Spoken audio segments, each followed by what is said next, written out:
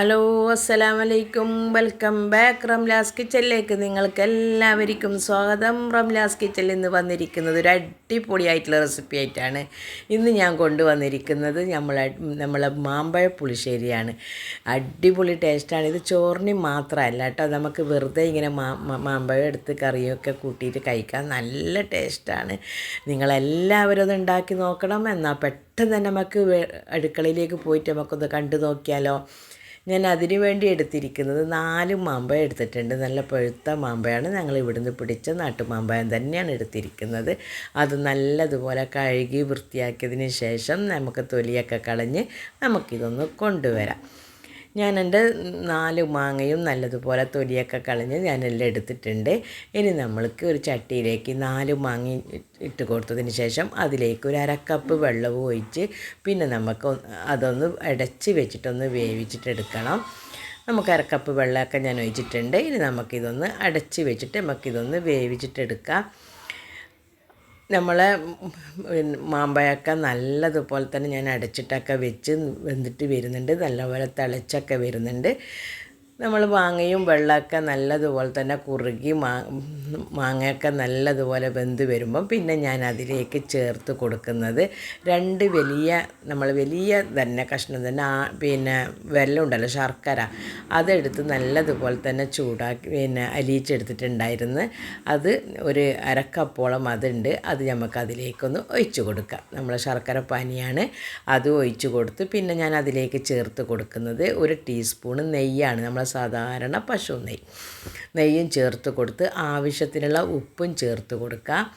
ഉപ്പും ചേർത്ത് കൊടുത്തതിന് ശേഷം നല്ലതുപോലെ തന്നെ ഇതൊന്ന് അടച്ച് വെച്ചിട്ട് നമുക്കിതൊന്ന് വേവിച്ചെടുക്കണം. കാരണം വെന്തിട്ട് മാങ്ങയും ശർക്കരയൊക്കെ നല്ലതുപോലെ തന്നെ ഇങ്ങനെ വരണ്ട് വരണം.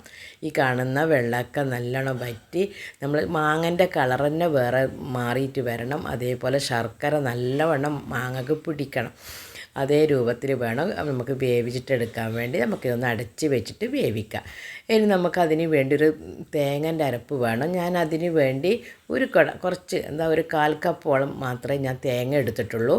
തേങ്ങ കൂടി പോവാതെ നോക്കണം. പിന്നെ 1/4 കപ്പ് നല്ല പുളിയില്ല തൈര് തന്നെ ഞാൻ എടുത്തിട്ടുണ്ട്.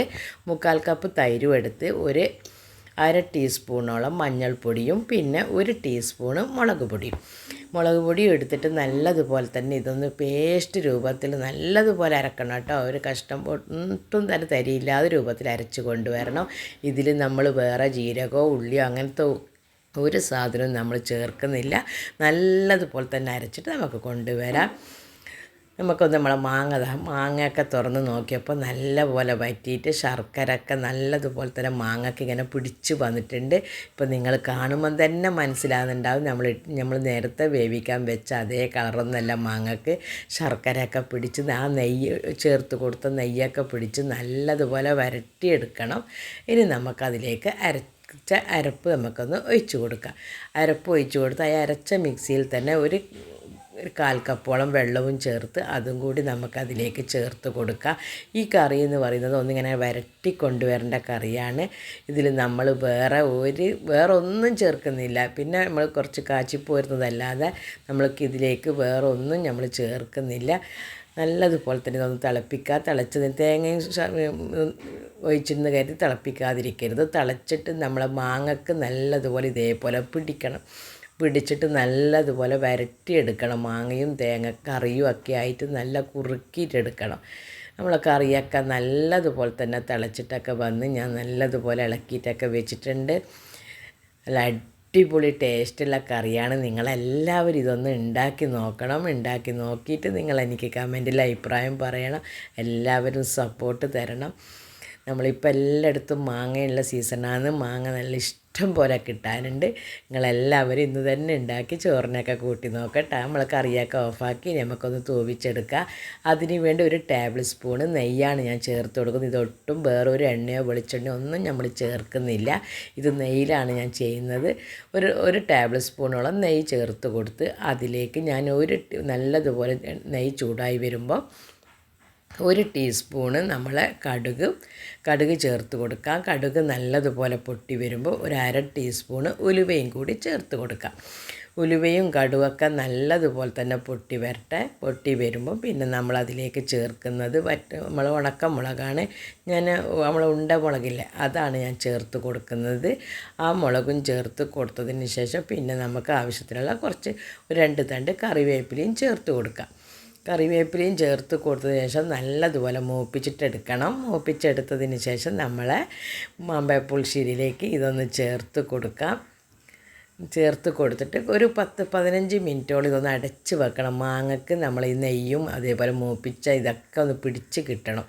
നല്ലതുപോലെ ഒഴിച്ച് കൊടുത്തതിന് ശേഷം നമുക്കിതൊന്ന് കുറച്ച് സമയം വരെ നമുക്കിതൊന്ന് അടച്ച് വെക്കണം. അടച്ച് വെക്കാം. ഞാനൊരു 10-15 മിനിറ്റ് എല്ലാം അതിനേക്കാൾ കഴിഞ്ഞപ്പോഴാണ് ഞാൻ തുറന്ന് നോക്കിയത്.